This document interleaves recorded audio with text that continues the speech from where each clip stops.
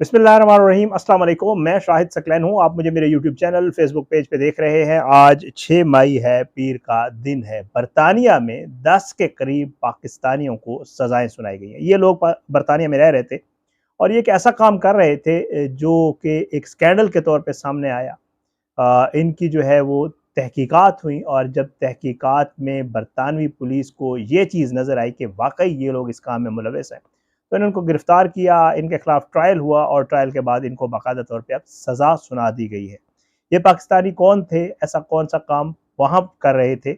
और किस तरह गिरफ़्तार हुए और फिर अब इनको क्या सज़ा सुनाई गई? इनके नाम क्या हैं? आज की इस वीडियो में ये सारी चीज़ें आपके साथ शेयर करेंगे। इनमें 10 लोग हैं जो मुख्तलिफ़ मकामात पे रहते थे। कुछ लोग ऐसे हैं जिन्होंने वो काम किया और कुछ लोग ऐसे हैं जिन्होंने वो काम करने में उनकी हेल्प की। तो इन सब लोगों को जो है वो सज़ाएँ सुनाई गई हैं।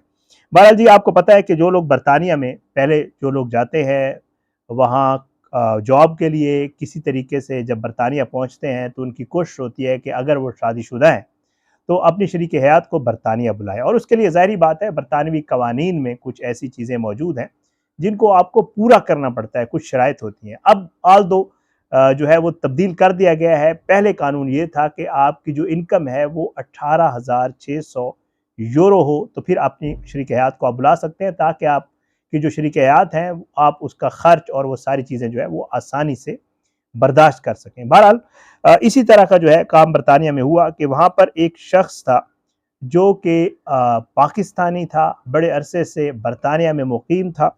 ना सिर्फ मुकीम था बल्कि बताया ये जाता है कि लिंकशायर की कम्युनिटी में उसे बड़ा जो है वो मुअज़्ज़ज़ इज़्ज़त वाला मकाम जो है हासिल था। नाम इसका महमूद हुसैन है। बताया ये जाता है कि इस शख्स का जो है वो वहाँ पे गैराज है और गैराज जो है वहाँ पे ये मुख्तलिफ लोगों को मुलाजमत का जो है डॉक्यूमेंट्स बना के देता था, उनकी सैलरी स्लिप्स बना के देता था, फेक डॉक्यूमेंट्स बनाता था।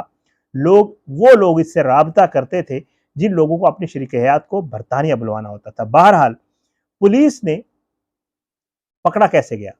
पुलिस ने ऐसे हुआ कि एक खातून की तस्दीक के लिए पुलिस ने इसके गैराज पर छापा मारा। तो इसने कहा कि जी वो वाक़ई मेरी मुलाज़िम है। पुलिस ने कहा कि वो कहाँ पे? तो इसने कहा जी कि वो छुट्टी पे है, नहीं आई। फिर उसके बाद पुलिस को शक हुआ तो पुलिस ने एक दफ़ा फिर चेक किया तो पता चला कि वो खातून तो वहाँ पर मौजूद ही नहीं है। ना तो वो वहाँ की मुलाज़िम है, ना ही उसका कोई और मामला है। बल्कि उसकी जो जितने भी डॉक्यूमेंट्स बनाए गए हैं, उस खातून ने जितने बनाए हैं, ऑल्दो इसी गैराज के बने हुए हैं, लेकिन वो डॉक्यूमेंट्स फेक जॉब के हैं। उसकी जॉब यहाँ पे नहीं है, लेकिन उसको डॉक्यूमेंट्स भी इश्यू किए गए स्पॉन्सर के लिए और साथ-साथ उसको जो है सैलरी स्लिप्स भी बना के दी गई जो कि उसी अमाउंट की थी जो रिक्वायर्ड अमाउंट थी। बहरहाल पुलिस ने इसको जो है इन्वेस्टिगेट किया और इन्वेस्टिगेट करने के बाद ये तकरीबन बताया ये जा रहा है कि 2018 में जो है ये स्कैंडल सामने आया था और फिर इसकी जो है वेस्टर्न क्राउन कोर्ट में इसकी जो है वो समाप्त हुई और ये केस जो है पकड़ा गया और फिर उसके बाद ये केस चलता रहा और पता चला कि किस तरह ये शख्स महमूद हुसैन जो है लोगों को ज़ाहिर बात है पैसे लेता होगा।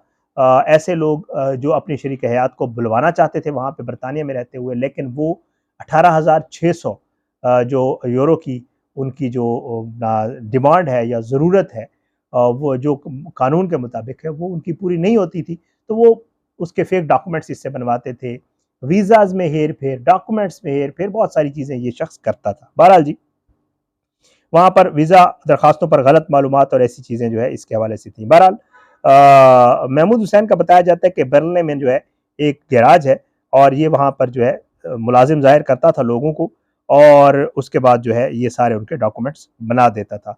बहरहाल इसके ऊपर जी बाकायदा तौर पे अब ये प्रूव हो गया, वहाँ जब ट्रायल चला और पुलिस को ऐसे शवाहिद मिल गए कि ये एक नहीं कई लोगों को जो है वहाँ पर ये सारा काम करके बुलवा चुका था और फिर इसको सज़ा सुनाई गई। अब सज़ा ये सुनाई गई कि महमूद हुसैन जो है इसको इल्ज़ाम साबित होने पर 4.5 साल की जो है वो कैद सुनाई गई है और उसके अलावा जज एंड्रयू जेफरी जो है उसने सज़ा सुनाते हुए बताया ये जा रहा है कि जी इस केस में उसने कहा कि जी आपने जो है बरतानिया के कवानीन में हेरा-फेरी के आप जो है वो हुए हैं। महमूद हुसैन को मुखातिब करते हुए उन्होंने कहा और उन्होंने कहा कि जी आप जो है लोगों को गलत मदद फ़राहम कर रहे थे। आपका दावा है, महमूद हुसैन ने उसे कहा ना कि जी मैं तो अपनी कम्युनिटी की मदद कर रहा था। तो जज ने उसे कहा कि जी आपका दावा है कि आप जो है वो रॉबिन हुड जैसी शख्सियत के मालिक हैं, मगर ऐसा नहीं है। आप जो है वो अपने, और आप कहते थे कि आप अपनी कम्युनिटी के गरीब लोगों की मदद कर रहे थे।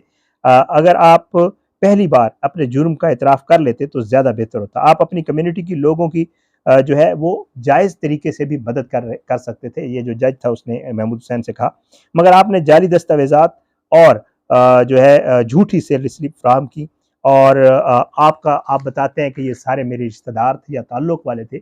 आपका उन लोगों से कोई ताल्लुक़ डायरेक्टली नहीं था, बल्कि वो आपके पास इसीलिए आए थे कि आप उनको ये डॉक्यूमेंट्स फ्राहम कर सकें। बहरहाल जी, अदालत को बताया गया कि जी जो लोग जिनके ये डॉक्यूमेंट्स इसने बनाए थे, उस वक्त वो लोग जो है जब ये केस सामने आया था तो उस वक्त वो लिंकशायर के बर्नले और नेल्सन में रह रहे थे। और 2018 और 2020 के दौरान जो है जब ये सेल स्लिप्स और ये चीज़ें बनाई गई थी, तो और 18,600 पाउंड की जो है मामलात पूरे किए गए थे। बहरहाल महमूद हुसैन जो है वो इन लोगों को बुलाने में जो है वो मुलविस निकले। बहरहाल इस स्कैंडल में जी आसिम हुसैन था महमूद हुसैन के अलावा, और उसके अलावा जो है साकिब असगर है, उनको 12 माह की कैद सुनाई गई। 12 माह के लिए नौकरी से मुअत्तल भी किया गया, और 100 घंटे जो है वो बगैर मुआवजे के काम करेंगे, ये सज़ा भी उनको सुनाई गई।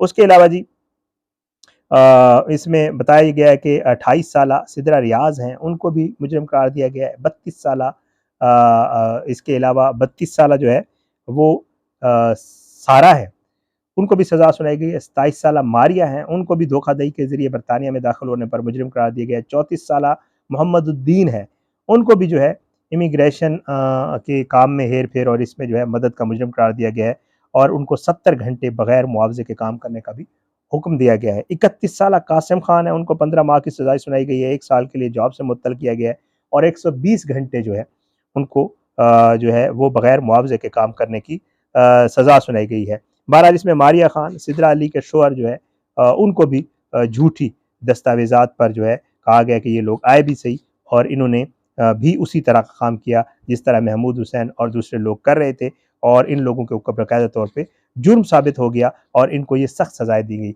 बहरहाल बरतानवी जो हुकाम थे उनका ये कहना था कि इनको सख्त सज़ाएँ इसलिए सुनाई गई कि जी ये लोग जो है एक ऐसा काम कर रहे थे जो बरतानवी कवानीन की सरीहन खिलाफ वर्जी थी, और सज़ा इसलिए भी सुनाई गई है ताकि आइंदा कोई इन कवानीन की खिलाफ वर्जी ना करे, और कोई भी इल्लीगल तरीके से या गलत डॉक्यूमेंट्स पे बरतानिया आने या किसी को बरतानिया लाने का जो है वो बायस ना बने। बहरहाल ये वो सारी चीज़ें थी जो इन लोगों के हवाले से सामने आई थी। आपको पता है कि हमारे मुल्क से बहुत सारे लोग जो है वो दूसरे ममालिक का रुख करते हैं वहाँ पे जॉब्स के लिए, स्टडी के लिए, और ज़ाहिरी बात है रोज़गार के लिए। तो वहाँ जाकर ये लोग जो है कोशिश ये करते हैं कि किसी भी तरीके से जो है वो जल्द अज़ जल्द जो है वो ज़्यादा पैसे कमा लें, या फिर जैसे इन्होंने किया कि जी जो जो लोग अपनी शरीके हयात को बुलाना चाहते थे, उनको स्पॉन्सर चाहिए होता था, उनको ज़्यादा पैसों की जो है सेल स्लिप्स चाहिए होती थी, उनको डॉक्यूमेंट्स चाहिए होते थे, इन्होंने सारा फेक जो है फ़ोर्ज्ड उनको डॉक्यूमेंट्स और सेल स्लिप्स जो है वो मुहैया की।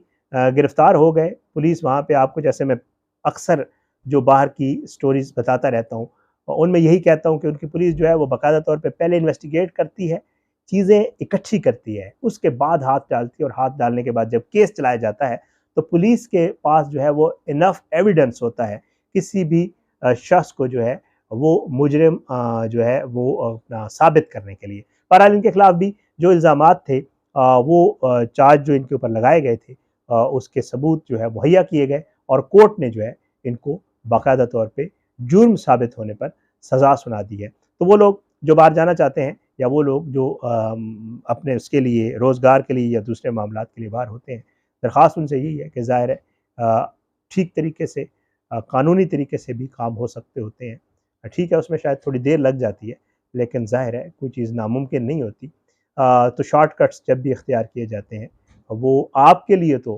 प्रॉब्लम्स क्रिएट ज़रूर करते हैं, लेकिन साथ-साथ जो आपका मुल्क है, जिसको आप रिप्रेज़ेंट कर रहे होते हैं, उसके लिए भी बदनामी का बायस बनते हैं।